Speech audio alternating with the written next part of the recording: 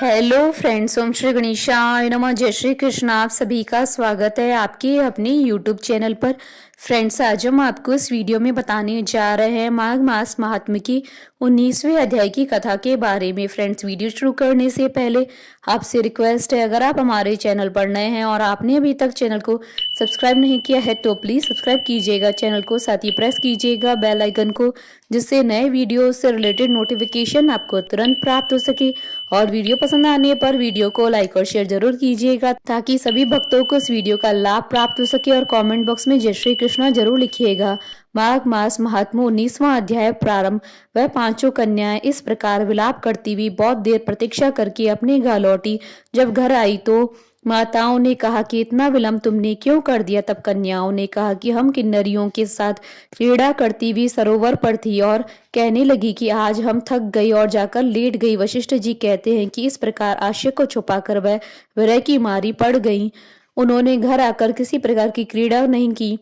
वह रात्रि उनको एक युग के समान बीती। सूर्य नारायण के उदय होते ही वह अपने आप को जीवित मानती हुई माताओं की आज्ञा लेकर गौरी पूजन करने वह कन्याएं वहां पर जाने लगी। उसी समय ब्राह्मण भी स्नान करने के लिए सरोवर पर आया। उनके आने पर कन्याओं ने वाह वाह किया। जैसे कमलनी प्रातः काल सूर्य को देखकर करती है, उसको देखकर उनके नेत्र खुल गए और उस ब्रह्मचारी के पास चले गए। आपस में एक दूसरे का हाथ पकड़कर चारों तरफ से उसको घेर लिया और कहने लगी कि मूर्ख, उस दिन तू भाग गया था लेकिन आज भी नहीं भाग सकता। हम लोगों ने तुमको घेर लिया है। ऐसे वचन सुनकर भाऊ पाश में बंधे हुए ब्राह्मण ने मुस्कुराकर कहा, तुमने जो कुछ कहा सो ठीक है, परंतु मैं तो अभी भी विद्याभ्यास और ब्रह्मचारी हूँ। गुरुकुल में मेरा विद्याभ्यास पूरा नहीं हुआ है। पंडित को चाहिए कि जिस आश्रम में रहे उसके धर्म का पालन कर। इस आश्रम में मैं विवाह करना धर्म नहीं समझता।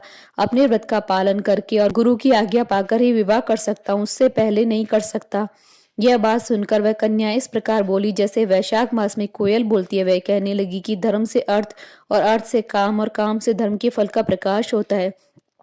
ऐसा ही पंडित लोग और शास्त्र कहते हैं। हम काम सहित धर्म की अधिकता से आपके पास आई हैं, सो आप पृथ्वी के सब भोगों को भोगिए। उस ब्राह्मण ने कहा कि तुम्हारा वचन सत्य है, किंतु मैं अपने व्रत को समाप्त करके ही विवाह कर सकता हूँ, पहले नहीं कर सकता। तब वे कन्याएं कहने लगी कि तुम मूर्ख हो। अनोखी औषधि, ब्रह्म बुद्धि, रसायन सिद्धि, अच्छे कुल की सुंदर नारियां तथा मंत्र जिस समय प्राप्त हो उस समय ग्रहण कर लेना चाहिए। कार्य को टालना अच्छा नहीं है।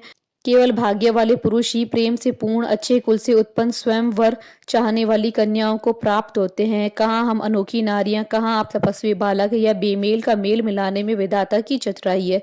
इस कारण आप हम लोगों के साथ गंधर्व विवाह कर ले।